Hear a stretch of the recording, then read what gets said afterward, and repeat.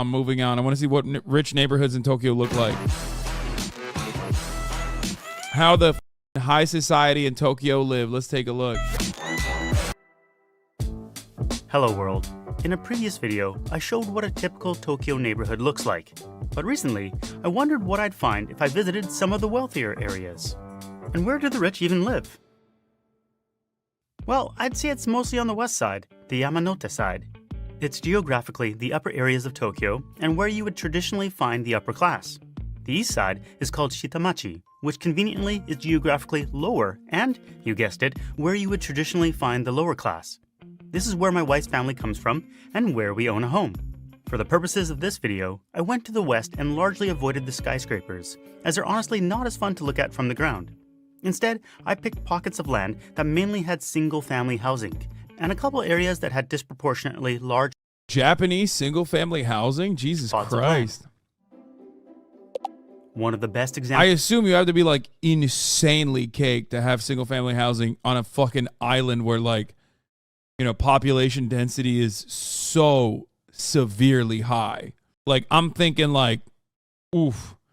It's like having single-family housing in New York. You know what I mean? Examples of this is Dennen Chofu. It's based on the Garden City movement created by Ebenezer Howard, a British urban planner. The man who is said to be the father of Japanese capitalism was inspired to try the concept in Tokyo, so he purchased and developed Dennen Chofu in 1907. Guys, I'm talking about, oh my God. The video is about rich neighborhoods in Tokyo. I'm clearly talking about having single-family housing in Tokyo. No, I'm not talking about bumfuck like Japanese forest areas where people live in homes, okay?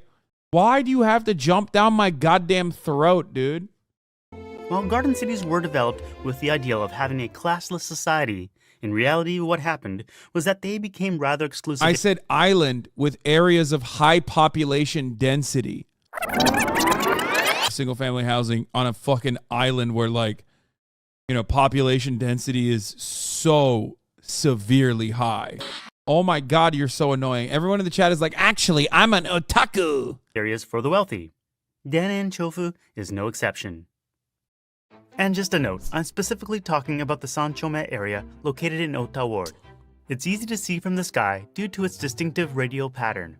In Dennen Chofu, they have minimum lot sizes, which partially explains why you'll see larger homes than normal. Plots need to be at least 165 square meters, and buildings no taller than 9 meters.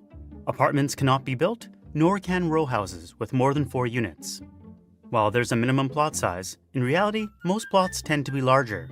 One reason for this is if you're sitting on a plot of land that is 300 square meters, you wouldn't be able to split it into 2, since both halves would only be 150 square meters. In fact, after manually measuring out a few of the areas, I feel safe in saying that on average, the lots are double the minimum lot size. Interestingly, if you look at land values for Dennen Chofu, they don't seem too high, especially considering neighboring areas. However, due to the minimum lot sizes, even the smallest property starts at 130 million yen, which is about $1 million US given current exchange rates. Keep in mind, that is not that expensive. What the fuck? No, that's like not. No, chat, I don't think you guys understand. God, America is the fucking worst. I swear to God. That's so fucking annoying, dude. Dude, what the fuck? Dude, are you kidding me? Are you joking? Motherfuckers in Ohio pay more for the land sometimes, man. Just for the land alone? That's like LA prices. That this is the starting cost just to get the bare minimum of land without any buildings. So you basically have to be a millionaire to own a house here, just like in Vancouver and Toronto now. Neighborhoods outside of Dennen Chofu allow for much smaller lot sizes and have less restrictions, which makes the land more valuable. A great example is Jiyugaoka, which is 1 train station north. This lot is selling for 63 million yen, which is about $500,000 US. It's only 62 square meters, which is much smaller than the minimum of 165 in Dennen Chofu, but the land per square meter is worth 27% more. So perhaps this is counterintuitive to some, but cramming more residents into an area makes the land more valuable. On top of minimum lot sizes, There are also rules that the buildings have to be harmonious with their surroundings. There are limits on the size of walls and the types of construction materials used. While I don't think Yo, not gonna lie, it's still gross. This is gross. Like, no matter what happens, it still turns into like fucking American housing no matter where you go. What the fuck? These motherfuckers built American McMansions in the middle of fucking Tokyo. That's crazy, okay? It is so AmeriCorps, dude. This is the most AmeriCorps ass shit I've seen. Oh my lord. I think these rules make houses in Daein-chofu homogeneous by any means. They're probably not as out there in terms of architectural design as you'll find in other neighborhoods with less restrictions. And one last point about neighborhood rules. Daein-chofu has a volunteer neighborhood association who, in addition to the city, also have their own rules around how the properties should look and the proper way to enjoy your property, like not airing out your clean laundry where people from the street can see. However, unlike homeowner associations in the United States, these rules are not enforceable by law and thus are suggestions that they strongly suggest you follow. Like really strongly suggest, as in Yakuza might be showing up at your place if you don't. No, I joke, but if you live in the area, there will be huge pressure to conform to the neighborhood's standards. While Daein-chofu has special laws to preserve the character of the neighborhood, in a place like Shirokane, you can easily turn a corner and find yourself in a neighborhood that's like any other you'd find around Tokyo. For example, you probably didn't even notice that the last shots were from Edogawa-ku, a working-class neighborhood in Tokyo. It's basically indistinguishable from some streets in Shirokane. And now, so we're clear, these shots are from Shirokane. You'll find a mix of people with modest homes who have held onto them for decades, mixed with relative newcomers who have paid a premium price for the land and have mostly built custom homes. I was somewhat taken aback to see that some homes were essentially the same kind of cookie-cutter ones that you'd find in the less wealthy parts of Tokyo. Bro, imagine having a fucking Maserati in Japan. What the fuck? Like, that's wild to me. Like, where are you driving, homie? Where is the car going? Like, what? Why? It's not even a good car either. It's like fucking dog shit. It's like when you purchase, you want to purchase something that's like expensive sounding, that's like not even, you know what I mean? That's the same price as like a fucking stable American US price, like Toyota truck. You know what I mean? SUV. The only difference is that the home in the rich areas could cost double or even 5 times more of the price because of land values. Basically, anyone can build anything anywhere, and you can build on really small lots of land. This will result in really big homes next to small ones, as well as oddly shaped and placed homes, like this one sandwiched between a park and a road. And if you want to know more about zoning, see my Why Japan Looks the Way It Does video. Shirokane is home to the main campus of Meiji Gakuin University. Nearby, you'll find residents living in towers.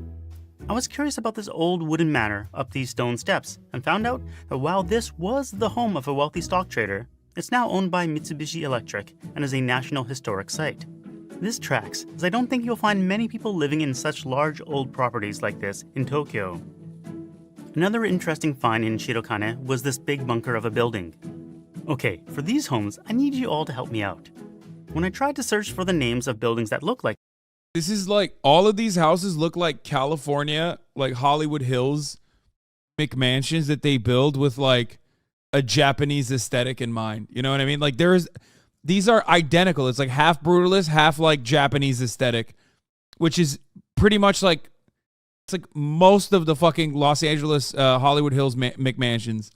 Like this, the photos that seemed most similar were labeled brutalist.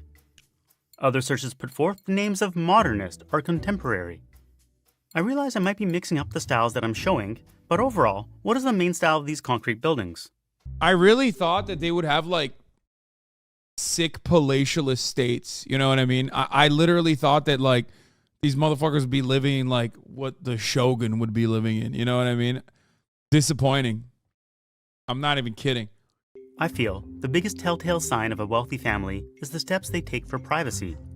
There are often walls or vegetation that prevent lurking eyes from seeing in. This is also very, this is Los Angeles, most American big cities. The cars will also frequently be fenced in or completely shielded within a garage. Yet you'll still see things like this Maserati that's relatively unprotected, or this Lambo that's lounging around. You also see a lot of security cameras. It's very common to spy on the stickers of security companies attached to the buildings. Despite all the measures put in place to protect privacy, luckily for us, they don't stop planes and satellites. Looking at Google Maps satellite view versus street view will give you a vastly different sense of the area. Some properties will be nothing flashy from the street, but if you look at the satellite view, you can see that the size of this property is many times the size of its neighbors. Fortunately, this is Mizoe Art Gallery, so we have some fantastic 360 views of the interior. It was literally and figuratively eye-opening to get a look at these properties from Google Earth. One assumption I had was that there weren't many outdoor pools. With the Google Earth view, I found my suspicions correct. I did find this one though that not only had a pool, but a mini soccer field. Although truth be told, it's a very tiny soccer field that's not much bigger than the 6-yard goal area of a regular pitch. Over here, these houses look nice from the street, but it was hard to tell if they were the same house or not. But from above, it does look like they are two separate households, and this one has some very large generic windows. name too. And I think that's what can be deceptive Couchmare, about a lot of Japanese properties. From the street, it may appear that architects hate windows, but from inside, you can see that this property certainly enjoys a lot of sun. Over here was the property I was most curious about. The walls were quite high on all sides, and it had this glass front on the corner of the street. But from Google Earth view, it looks like a pit? Google Satellite tells me there's a lot of green. I'm kind of sad. I wish he was allowed to go into one of these fucking homes. I wanted to see it. Another area I visited was Seijo Gakuen. The area is named for the prestigious private educational institution that has facilities from kindergarten to university. Something I noticed just outside the train station was that there's a huge bike parking lot. I know Seijo Gakuen is close by, but it's so close that it's doubtful that students would be parking bikes here. Yeah, you can't see the bathrooms from Google Earth. You're right, exactly. Paolo would never allow that to happen. Instead, it's most likely that it's used by residents commuting by train. And speaking of bikes, they have a regular old bike shop nearby as well. The point I'm trying to make is that in all the wealthy areas I visited, there was high usage of one's own feet, bikes, and public transportation. Something that stood out to me with this neighborhood was the number of tree-lined streets. The main thoroughfare is covered in ginkgo trees, but I was delighted to see that many small side streets have cherry trees lining them even though they have no official sidewalks. And on the subject of trees, we came across this property that was absolutely shrouded in them. It looks like a ryokan, a traditional Japanese hotel that you would stay at in the countryside, except it's right in the middle of a residential That's what I'm talking about. Why the fuck wouldn't you build some shit like this? area. It takes up the same space that 8 homes could. Oh. Seijo Gakuen, like Danen Chofu, also has a neighborhood association with their suggested rules. I guess this resident didn't get the memo. Even though it's a wealthy area, I saw instances of very basic housing. I found bachelor places that were renting for 58,000 yen and 85,000 yen, which is 450 to 650 US dollars. What the fuck? Another thing that intrigued me was that I found vending machines and parking lots dotted throughout. You'd figure that a neighborhood who wants to preserve their character wouldn't want vending machines, but you'd be wrong. I can say the same for parking lots, but they're a necessity since there's no on-street parking and people need to park somewhere. Oh, it's gross. It's so gross. This literally is showing, dude, this is straight up showing me that in Japan, rich neighborhoods are like America light and there's no reason to live in them. Every other aspect of Tokyo is completely opposed to this kind of existence. You know what I mean? It's like walking, biking, taking public transit. And then boom, you fucking go in here and it's like, here's some parking lots and American looking McMansions.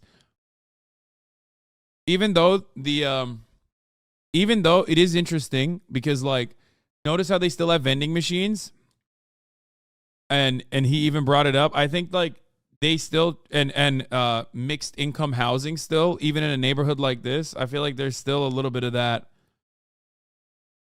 which doesn't exist in which purposely would never happen in America if a neighborhood was this unique, uniquely exclusionary.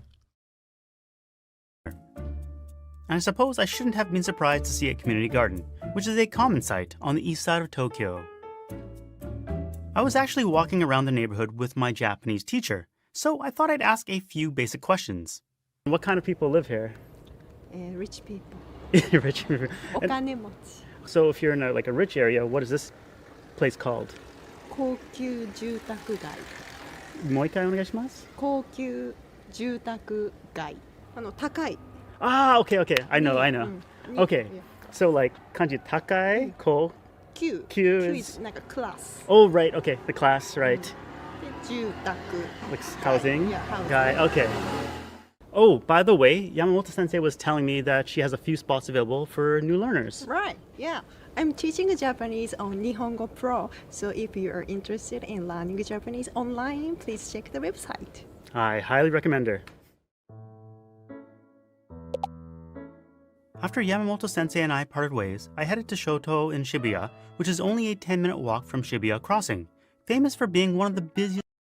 You will never be Japanese. You will never find the love of your life in Japan who looks like this and is a cutie pie Japanese girl. You will never be the protagonist in an anime. You will never have superpowers that allow you to overcome your greatest tribulations. You'll always be a loser. Stop! Moon, no, don't say it. Pedestrian crossings in the world. That's why I was caught off guard by the lack of people on some of the streets. Where did they all go? I think the simple answer is that since the houses were so huge, the residence per block is very low, and thus I didn't see many people out and about. But when I moved only a few blocks over, I once again got the hustle and bustle of Shibuya. Notable things I saw in the area included this tall wall. What on earth was behind it, I wondered. Google Earth was once again able to satisfy my curiosity and showed me that it's basically a very large home. Continuing to walk around the neighborhood, I came across this residence, which instead of building a wall around for privacy, went with the fortress strategy. The building was the wall. With Google Earth View, I was able to see that they did have an inner courtyard with some greenery, which was a relief. I was really worried that the poor souls living inside weren't getting enough light. Again, another block and another long stretch of wall. Judging by the size of nearby apartment buildings, you could easily house 20 families in the compound. A true Tokyo mansion. I then set off to see what parks were like in this wealthy area. Apparently, you get artistic bathrooms like this. I liked this little park, but I have to say, beyond the interesting bathrooms, it didn't seem drastically different from the variety of parks. Show us the inside, bro. Tokyo.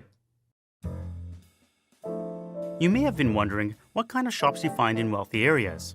In many places, I have to admit that I didn't find anything too posh, unless you consider Platinum Don Quixote fancy. I did find KFC in Danen Shofu and Burger King in Seijo Gakuen.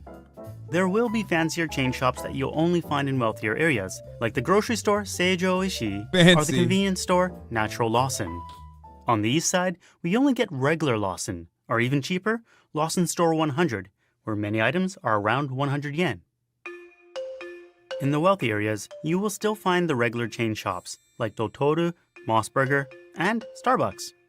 There was this fancy patisserie called Seijo Alps, and I was actually surprised to see that the prices were on par with quality patisseries I frequent in the East, and basically similar pricing to Starbucks, but obviously much tastier. Though, on a whole, I'd say prices would generally be 10 to 20% more expensive for equivalent quality goods from independent places, but this makes sense given the land prices. If you really want expensive goods, you need— No, he said this guy is saying they have fancy stores like fucking Dollar General. No, Dollar General Plus and Dollar General Natural. Very different. to visit high-end commercial areas, and there are none more premium than Ginza. It has the highest land prices in all of Japan. It also has the flashiest architecture and window displays. A pleasant feature of the main strip is that they close down the streets to motor vehicles on weekends and holidays from noon until sunset. It's a great chance to walk around and really enjoy the sights of Ginza. It's funny to see some don't realize this is happening, and they sit waiting at the traffic light even though it's a completely pedestrian zone. And close to Ginza is Chiyoda, where the wealthiest home of them all is located, the Tokyo Imperial Palace. It's where the Emperor of Japan hangs out. My house. That's where I live. When he was the crown prince, he used to chill at Akasaka Palace, but since he's become emperor, it's now acting as one of 2 state guest houses for the government of Japan. All in all, the most distinguishing feature I could doxed point this out man. about wealthier homes is that they tended to have custom architecture with some daring designs. I've read that part of the reason for this can be attributed to the perceived shelf life of Japanese homes. For tax purposes, your house completely depreciates by the time it's 15 years old, meaning that on paper, the building is worth nothing, although your land still is. I won't get into why homes do in fact last more than 15 or 30 years. I have a whole video about it, but the majority of home purchases are of new homes. So there's a Wait, what's the reason for that? Is it because they're building with I thought wood was like super reliable, no? Or is it earthquakes? I don't know. I live in Iowa.